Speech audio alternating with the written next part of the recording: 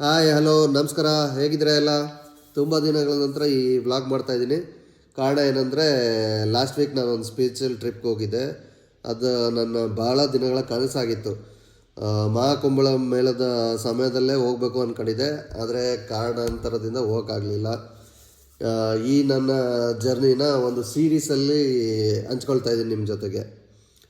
First day ಹೇಗಿತ್ತು ಅಂತ ತೋರಿಸ್ತೀನಿ ಬನ್ನಿ. 21 ಮಾರ್ಚ್ ಶನಿವಾರ ಬೆಳಗ್ಗೆ 5:15ಗೆ ಎದ್ದು ರೆಡಿಯಾಗಿದೆ.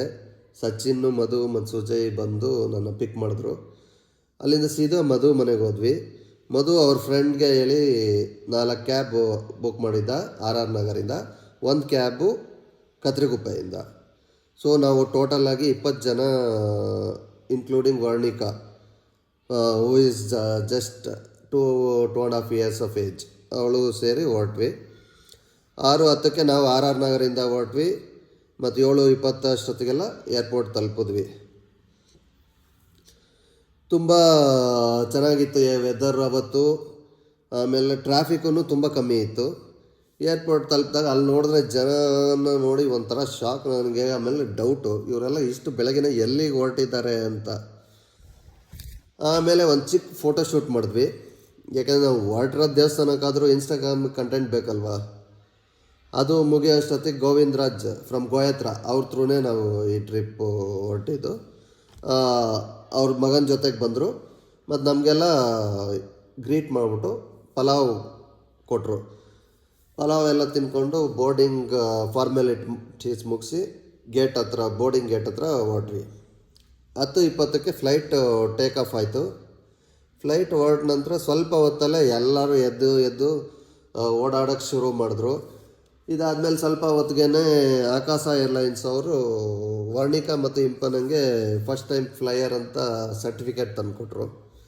ಇದೆಲ್ಲ ಮುಗಿಸಿ 2 hours ಫ್ಲೈಟ್ ಆದಮೇಲೆ 1 ಗಂಟೆಗೆ ಲಕ್ನೋ ತಲುಪಿದ್ವಿ. ಏರ್ಪೋರ್ಟ್ನಲ್ಲಿ ಬ್ಯಾಗೇಜ್ ಎಲ್ಲ ಕಲೆಕ್ಟ್ ಮಾಡಿಕೊಂಡು ಹೊರಗೆ ಬರೋ ಅಷ್ಟೊತ್ತಿಗೆ ಬಸ್ ರೆಡಿ ಇತ್ತು.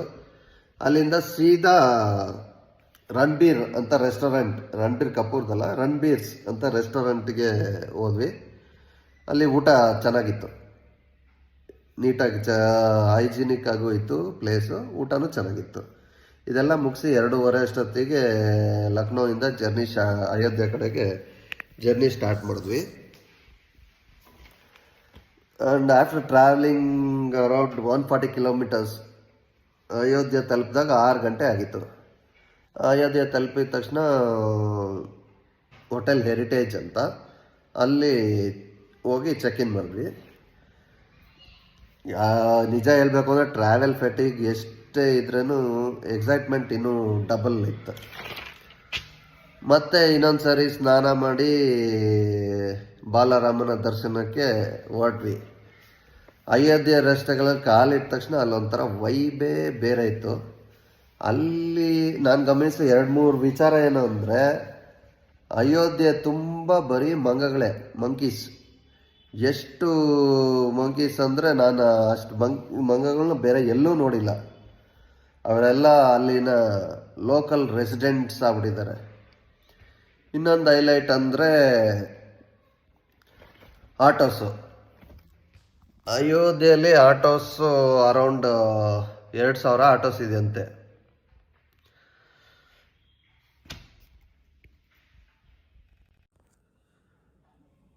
Most of them electric. ಮತ್ತು ಅಲ್ಲಿ ಹಾರ್ನು ಸೌಂಡು ಏನಂದರೆ ನಾನ್ ಸ್ಟಾಪ್. ಅವ್ರು ನಮಗೆ ತಲೆ ಚಿಟ್ಟು ಹೊಡೆದಾಗ ಅವ್ರಿಗೆ ಅದೊಂಥರ ಕಿಕ್ಕು ಬಂದಂಗೆ ಅವ್ರಿಗೆ ಹಾರ್ನ್ ಹೊಡಿಯೋದು ಅಂದರೆ.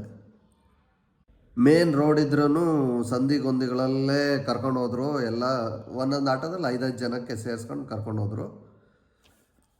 ನೆಕ್ಸ್ಟ್ ಆಟೋದಿಂದ ಇಳಿದು ಟೆಂಪಲ್ ಹತ್ರ ಹೋದಾಗ ಅಲ್ಲಿ ಮೊಬೈಲ್ ಬಿಡಲ್ಲ ಅಂತ ಹೇಳಿದ್ರು. ಅಲ್ಲೂ ಫುಲ್ಲು ಏರ್ಪೋರ್ಟ್ ಅಷ್ಟೇ ಸೆಕ್ಯೂರಿಟಿ ಚೆಕ್. ಮೊಬೈಲ್ನೆಲ್ಲ ಲಾಕರ್ ರೂಮಲ್ಲಿ ಇಟ್ಬಿಟ್ಟು ಒಳಗೆ ಹೋದ್ವಿ.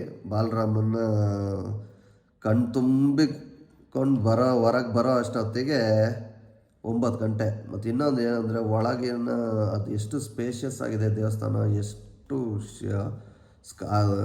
ಕಾರ್ವಿಂಗು, ಇದು ಕಲ್ಲು ಗ್ರೆನೈಟ್ಸು, ಅದನ್ನೆಲ್ಲ ವರ್ಣಿಸಲ್ಲ, ಅಸಾಧ್ಯ ಬಿಡಿ. ಅದು ಜೀವನದಲ್ಲಿ ಒಂದ್ಸರಿ ನೋಡಬೇಕು ಅಯೋಧ್ಯ ಎಲ್ಲರೂ. ದೇವಸ್ಥಾನದ ಹೊರಗೆ ಬಂದಾಗ ಹೇಳಿದ್ನಲ್ಲ 9 ಗಂಟೆ ಆಗಿತ್ತು. ಅಲ್ಲೂ ಒಂದು ಚಿಕ್ಕ ಫೋಟೋ ಶೂಟ್ ಮಾಡಿ ನೆಕ್ಸ್ಟ್ ಸ್ಟಾಪು ಇದ್ದಿದ್ದು ಭೋಗ ಹನುಮಾನ್ ದೇವಸ್ಥಾನ ಅಂತ. ಅಲ್ಲೇ ಪಕ್ಕದಲ್ಲೇ ಇತ್ತು, ನಡ್ಕೊಂಡೇ ಹೋಗ್ಬೋದು. ಅಲ್ಲಿಂದ ನಡ್ಕೊಂಡು ಭೋಗ ಹನುಮಾನ್ ದೇವಸ್ಥಾನದ ಹತ್ರ ಹೋದರೆ ಅಲ್ಲಿ RCB ಮ್ಯಾಚಿಗೆ IPL ಟಿಕೆಟಿಗೆ ಕ್ಯೂ ಇರುತ್ತಲ್ವ, ಅಷ್ಟು ದೊಡ್ಡ ಕ್ಯೂ ಇತ್ತು. ಅಲ್ಲೇ ರೋಡಲ್ಲೇ ಯೋಚನೆ ಮಾಡ್ತಾಯಿದ್ವಿ ಏನು ಹೆಂಗೆ ಅಂತ. ಅಷ್ಟರೊಳಗೆ ಕ್ಯೂ ಮೂವ್ ಆಗೋಕ್ಕೆ ಸ್ಟಾರ್ಟ್ ಆಯಿತು. ಹೋಗಿ ಕ್ಯೂನ ಜಾಯಿನ್ ಆದ್ವಿ. ಅಲ್ಲಿ ಒಂದು 10-15 ಮಿನಿಟ್ಸ್ ಒಳಗೆ ನಮಗೆ ದರ್ಶನ ಆಗೋಯ್ತು. ಅಲ್ಲಿ ಹನುಮಾನ್ ದೇವರು. ಅಲ್ಲಿದು ಪ್ರಸಾದ ಏನಂದರೆ ಅಲ್ಲೆಲ್ಲ ಆ ದೇವಸ್ಥಾನದ ಸುತ್ತಮುತ್ತ ಬರೀ ಸ್ವೀಟ್ ಅಂಗಡಿಗಳೇ ಇರೋದು. ಮತ್ತು ಎಲ್ಲದು ಬೇಸನ್ ಲಡ್ಡುನೇ ಅಲ್ಲಿ ಮೇಯ್ನ್ ಸ್ವೀಟು. ಆ ಬಾಕ್ಸ್ಗಳ್ನ ತೊಗೊಂಡೋಗ್ಬೇಕು. ಅದರಲ್ಲಿ ಒಂದು ಇದನ್ನು ಸ್ವೀಟ್ ತೊಗೊಂಡು ದೇವ್ರ ಹತ್ರ ಇಡ್ತಾರೆ, ಉಳಿದಿದ್ದು ನಿಮ್ಮ ಹತ್ರ ಕೊಡ್ತಾರೆ. ಅಲ್ಲಿ ಇನ್ನೊಂದು ಆಶ್ಚರ್ಯ ಅಂದರೆ ಆಮೇಲೆ ಅಲ್ಲಿನ ಜನಗಳು ತುಂಬ ಹೃದಯವಂತರು ರೀ. ನಾವು ಏನು ಸ್ವೀಟ್ ಬಾಕ್ಸ್ ತೊಗೊಂಡೋಗಿ ಇಲ್ದಿದ್ದಕ್ಕೆ ನೀವು ನಮ್ಮ ತಗೊಳ್ಳಿ ಅಂತ ಅವರೇ ಕೊಡೋಕ್ಕೆ ಬಂದಿದ್ರು ನಮಗೆ. ಅಲ್ಲೊಬ್ಬ ಹುಡುಗನ ನೋಡಿದೆ, ಅವನಿನ್ನು 7ನೇ ಕ್ಲಾಸ್ ಅಂತೆ, ಆಲ್ರೆಡಿ ಐಫೋನ್ ಬೇರೆ ಇಟ್ಕೊಂಬಂದಿದ್ದ.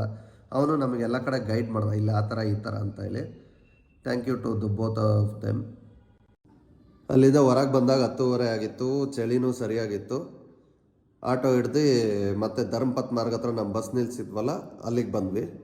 ಅಲ್ಲಿಂದ 10-15 ಮಿನಿಟ್ಸ್ ಅಷ್ಟೇ ವಾಪಸ್ ಹೋಟೆಲ್ಗೆ ಬಂದು ಊಟ ರೆಡಿ ಇತ್ತು. ಊಟನೂ ಚೆನ್ನಾಗಿತ್ತು, ತೋರಿಸಿದ್ದೀನಿ. ಊಟ ಎಲ್ಲ ಮಾಡಿ ಇನ್ನೇನು ಹೋಗಿ ಮಲ್ಕೊಂಡ್ವಿ. ನಾಳೆ ಪ್ರಯಾಗ್ರಾಜ್ಗೆ ಹೊರಟಿದ್ವಿ, ಅದನ್ನು ತೋರಿಸ್ತೀನಿ. ಅಲ್ಲಿ ತನಕ ನೆಕ್ಸ್ಟ್ ವೀಡಿಯೋದಲ್ಲಿ ಸಿಗೋಣ. ಬಾಯ್, ಟೇಕ್ ಕೇರ್. ಸುಸ್ತಾಗಿತ್ತು, ಆದರೂ ಏನೋ ಮನಸ್ಸಲ್ಲಿ